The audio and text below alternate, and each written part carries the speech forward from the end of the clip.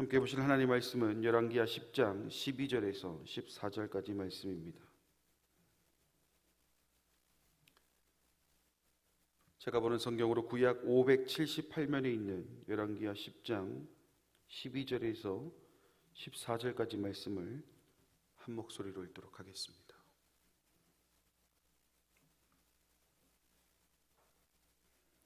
같이 읽겠습니다.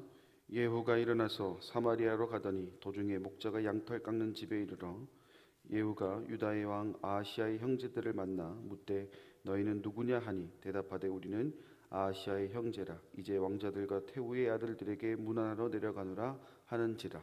이르되 사로잡으라 하매 곧 사로잡아 목자가 양털 깎는 집 웅덩이 곁에서 죽이니 42명이 하나도 남지 아니하였더라. 아멘. 오늘 본문의 말씀은 아하시아 왕의 형제들이 죽임을 당한 내용을 기록하고 있습니다. 13절 말씀을 다시 한번 보면 예후가 유다의 왕 아하시아의 형제들을 만나 묻되 너희는 누구냐 하니 대답하되 우리는 아하시아의 형제라. 이제 왕자들과 태후의 아들들에게 문안하러 내려가노라 하는지라. 내용은 이렇습니다. 아하시아 형제들이라 불리는 이들은 실제로 아하시아의 조카들을 가리키는데 이들이 북이스라엘의 왕자들과 태후의 아들들에게 문안하기 위해 이스라엘로 향하게 됩니다.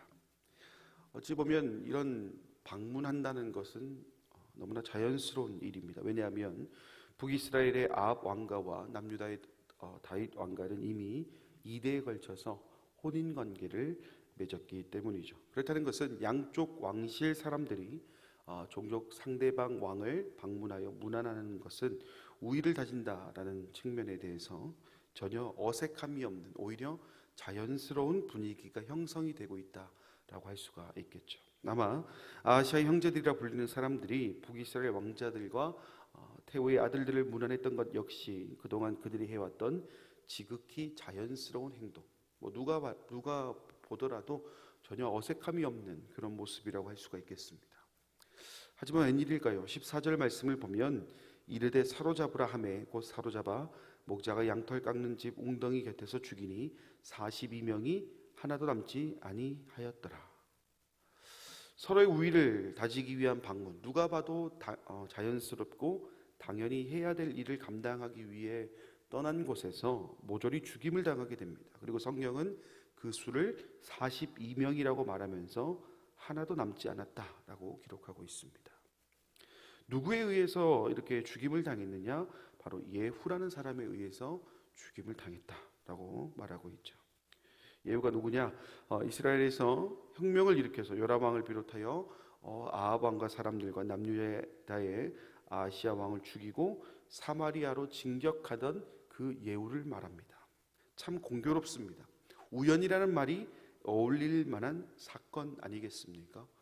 세상 말로 조금 표현해 본다면 참 재수가 없다라고 표현하는 것이 가장 잘 어울리는 표현인 것 같습니다.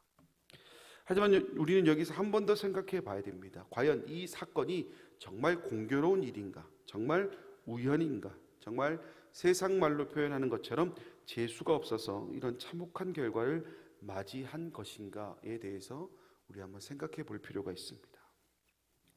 정답부터 말씀을 드리자면 그들의 죽음은 공교로운 일도 우연도 재수가 없어서도 아니라 이미 예고되고 예견된 섭리적 만남인과 동시에 심판의 만남이다라는 겁니다.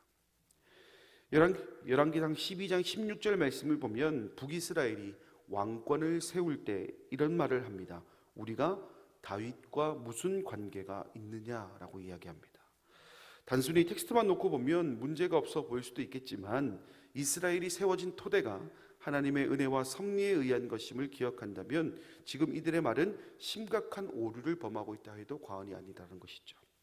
여러분, 다윗과 관계가 없다라는 것이 무슨 의미겠습니까? 곧 다윗과 하나님이 맺은 언약을 정면으로 부정하고 있는 것입니다.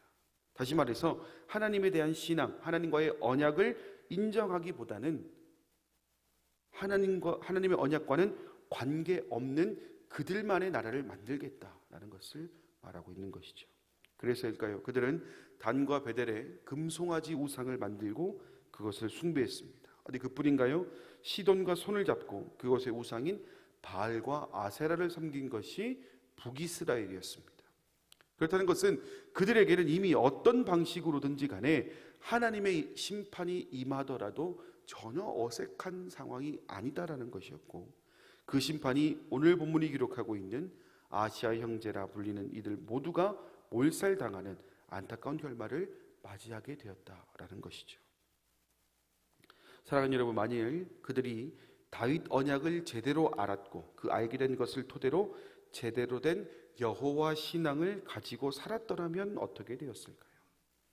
아마 우리가 기억하는 이런 안타까운 일들은 나타나지 않았을 것이다 라고 생각이 듭니다.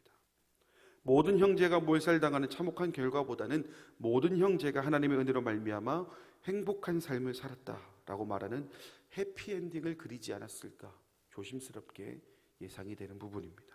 그렇습니다. 오늘 말씀을 통해 우리가 깨달아야 하는 부분이 이것입니다. 하나님과의 만남이 아닌 것으로는 결코 선한 것을 기대할 수 없다라는 것입니다. 다시 말해서 자신의 백성들에게 은혜 베풀어 주시기 원하시는 하나님과의 동행이 아니고서는 그 어디에서도 우리가 꿈꾸는 아름다운 결말로는 나아갈 수 없다라는 것이죠.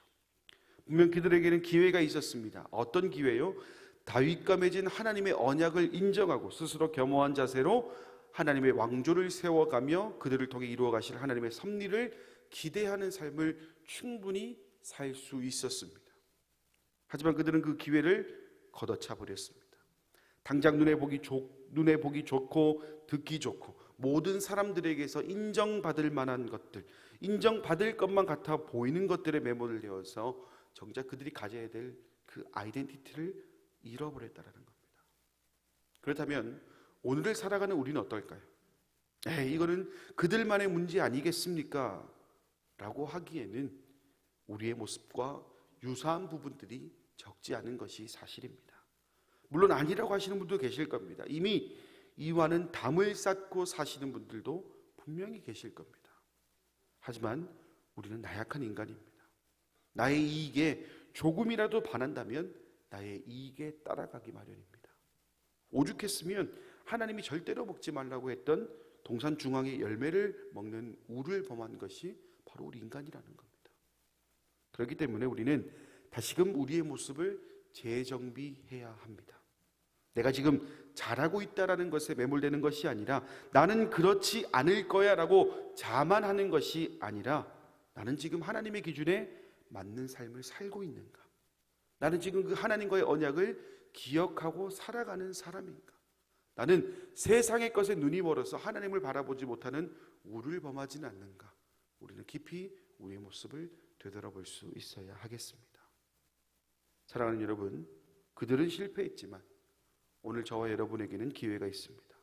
그리고 아직 우리 마음속에는 아무리 퍼내도 마르지 않는 축복의 근원지로 우리를 인도하시는 분이 하나님이심을 믿는 믿음이 우리에게는 남아 있습니다.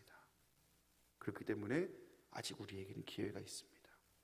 아무리 퍼내도 마르지 않는 축복의 근원지로 우리를 인도하시는 분이 계시는데 우리가 다른 곳을 볼 필요가 있을까? 내가 다른 것에 관심을 가질 필요가 있을까? 여러분, 그럴 필요도 없고 여유도 없음을 기억할 수 있기를 바랍니다. 그 한 번의 고백이 당장의 삶에 무언가 대단한 것을 만들어낼 수 없을 수도 있습니다. 당장 드러나는 삶의 은혜로 다가오지 않을 수도 있습니다. 하지만 결정적인 순간에 하나님의 심판을 면하게 되는 것은 물론이거니와 가장 결정적인 순간에 찾아올 하나님의 은혜를 고스란히 누리게 되는 여러분의 모습을 발견하게 된다는 것을 기억한다면 이 선택을 하지 못할 이유는 어디에도 없습니다. 이제 우리는 다시 세상으로 나아갑니다. 그리고 그 세상은 여전히 그리고 꾸준히 우리를 유혹합니다. 하나님 아니고도 얼마든지 행복할 수 있다고, 얼마든지 이룰 것이 많다고 끊임없이 우리를 유혹합니다. 그럴 때마다 여러분들 꼭 명심하시길 바랍니다. 세상적으로 아무리 부자이고 권력을 쥐었고 세상 모두가 불신앙의 삶을 인정한다 할지라도 하나님이 아니고서는 낙타가 바늘구멍에 들어가는 것보다 훨씬 더 어려운 결과만이 기다리고 있을 뿐입니다. 우리 모두가 이 믿음으로 살아가고 또 이 말씀을 잊지 않고 살아가는 우리 모든 가자 공동체 성도님들 되시기를 주님의 이름으로 간절히 소망합니다. 기도하겠습니다. 자비로우신 아버지 하나님, 은혜와 사랑을 감사드립니다. 오늘 말씀에서 우리는 다시금 여호와 신앙이 얼마나 중요한지, 하나님과의 언약이 얼마나 중요한지를 다시금 보게 됩니다.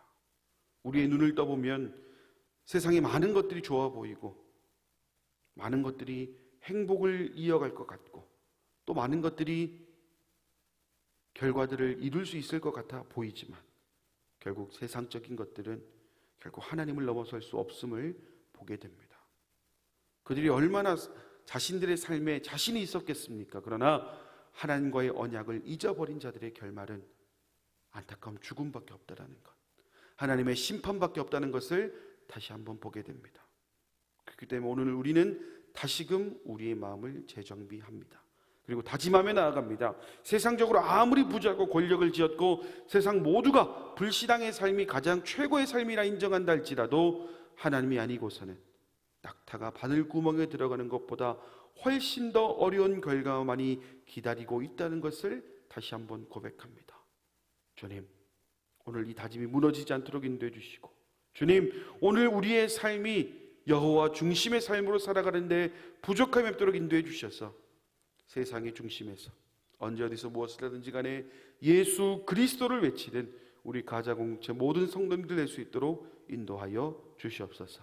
모든 말씀 예수님의 이름으로 기도드립니다. 아멘. 하늘에 계신 우리 아버지, 아버지의 이름을 거룩하게 하시며 아버지의 나라가 오게 하시며 아버지의 뜻이 하늘에서와 같이 땅에서도 이루어지게 하소서. 오늘 우리에게 일용할 양식을 주시고 우리가 우리에게 잘못한 사람을 용서하여 준 것 같이 우리 죄를 용서하여 주시고 우리를 시험에 빠지지 않게 하시고 악에서 구하소서. 나라와 권능과 영광이 영원히 아버지의 것입니다. 아멘. 이 시간 우리 주신 말씀 생각하면서 통성으로 기도하시고 또 개인의 기도의 제목을 가지고 통성으로 기도하시고 자유롭게 또 기도하도록 하겠습니다. 함께 기도하겠습니다. 자비로우신 아버지 하나님, 은혜와 사랑을 감사드립니다. 오늘도 이 새벽을 깨우며 주님께만 소망이 있음을 고백하는 우리 가자공동체의 기도가 여기에 있습니다. 주님, 우리는 우리가 할 수 있는 것이 아무것도 없기 때문에 오늘 우리의 손은 주님을 향합니다. 우리의 시선은 주님을 향합니다. 우리의 마음은 주님을 향합니다.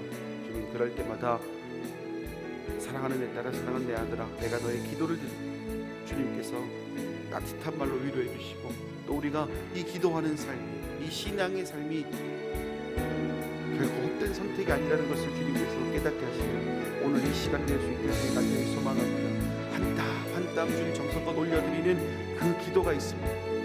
주님께만 소망이 있음을 고백하며 눈물로 기도하는 우리 집사님, 권사님, 우리 장로님 기도가 있습니다.